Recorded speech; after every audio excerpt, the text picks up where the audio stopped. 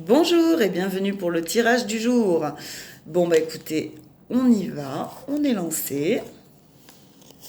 Je change de scénario quand celui que je me raconte me fait peur. Je commence à créer 2 ou 3 interprétations différentes quand la première me fait peur. Cela m'aide à ne pas m'identifier qu'à une seule possibilité et me donne une souplesse intérieure qui me permet de m'apaiser.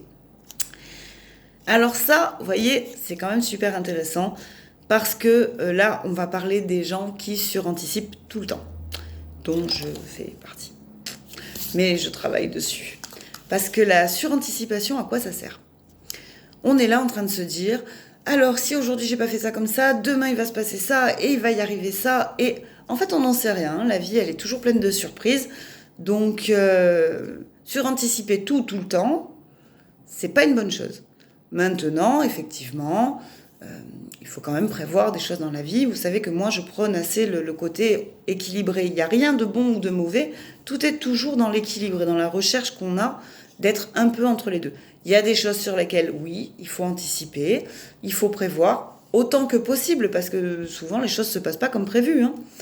Mais par contre, il y a des gens qui vont anticiper tellement, se faire des petits films. Vous savez, je vous avais déjà parlé des petits vélos, hein, dans la tête, qui finissent par s'en rendre malade aujourd'hui, pour quelque chose qui n'existe pas encore, et qu'il est toujours possible de faire changer.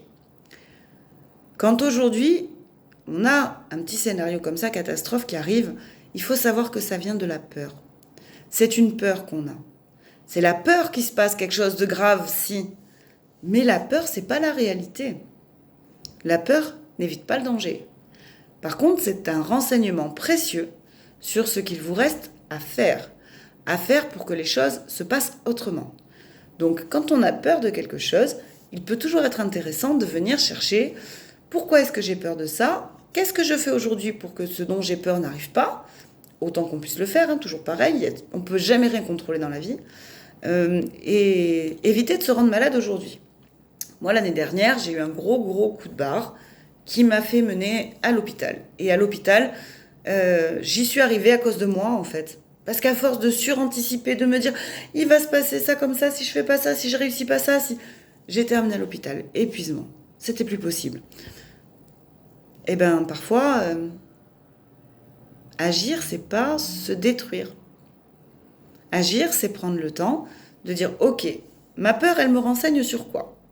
Ma peur, elle me renseigne sur quelque chose qui potentiellement pourrait arriver peut-être, mais aujourd'hui, c'est pas encore là. Donc comme c'est pas encore là, je peux encore agir dessus. Je peux encore faire que ce qui me fait peur n'arrive pas. Au moins essayer. Mais si je me rends malade aujourd'hui, est-ce que vous croyez vraiment que je vais pouvoir agir, que je vais pouvoir faire quelque chose pour que ça n'arrive pas? Et c'est là qu'on dit, ah mais oui, mais j'en avais peur et c'est arrivé. Alors ceux qui connaissent la loi d'attraction savent de quoi je parle quand on dit qu'on attire ce que l'on vibre. Chacun a son système de croyance là-dessus, mais une chose est certaine, quand on laisse les peurs gagner, quand on les laisse nous submerger, on n'est plus en capacité aujourd'hui d'agir sur la cause de la peur. La peur, c'est pas votre ennemi. La peur, elle est là pour vous montrer qu'il y a quelque chose qui ne va pas. Et là, si vous le prenez avec un petit peu de recul, vous êtes capable de voir qu'est-ce qui ne va pas. Et qu'est-ce que je peux faire pour que ça aille. Par contre, se faire des ulcères à l'estomac alors qu'on n'agit pas, juste on est dans la pensée, ça va arriver, ça va être comme ça va être horrible. Oui, ça arrivera. Parce que vous vous serez rendu malade aujourd'hui, vous n'aurez pas agi. Et les choses arriveront. Donc, ou pas, d'ailleurs. La vie est toujours pleine de surprises, ne l'oubliez jamais. Et quand quelque chose ne va pas, posez-vous la bonne question. De quoi j'ai peur? Pourquoi j'ai peur? Pourquoi cette peur, elle intervient maintenant? Peut-être qu'aujourd'hui, je peux changer quelque chose pour que ça ne se passe pas comme ça. Voilà. Donc, il faut savoir aussi une chose, c'est que l'inconscient, il ne fait pas la différence entre le réel et l'imaginaire. Quelqu'un qui va s'imaginer qu'il est malade. Oh, j'ai toujours mal à la tête. Oh, j'ai mal à la tête. Oh, j'ai mal à la tête. Au début, ça peut être une petite migraine légère, hein. Et à force de porter son attention dessus, on va la rendre énorme, énorme cette douleur. Et là, on va commencer. Ça y est, je dois avoir une tumeur au cerveau. Ça y est, je vais pas m'en sortir. Ah, voilà, j'extrapole un peu, mais vous voyez ce que je veux dire. On amplifie ce qu'on imagine. Donc, quand on porte trop d'attention sur quelque chose qui est mauvais pour nous, on va le vivre dans son corps.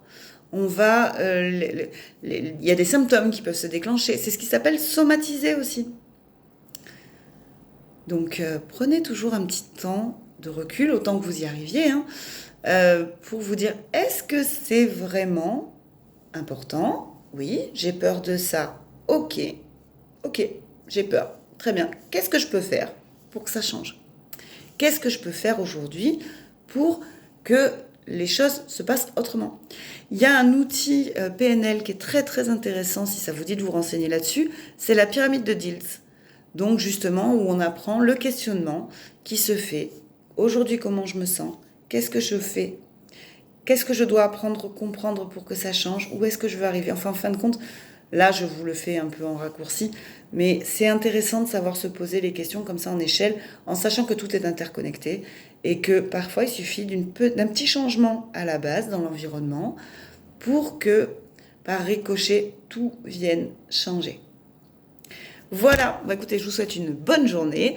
Aujourd'hui, il fait beau et la suite au prochain épisode.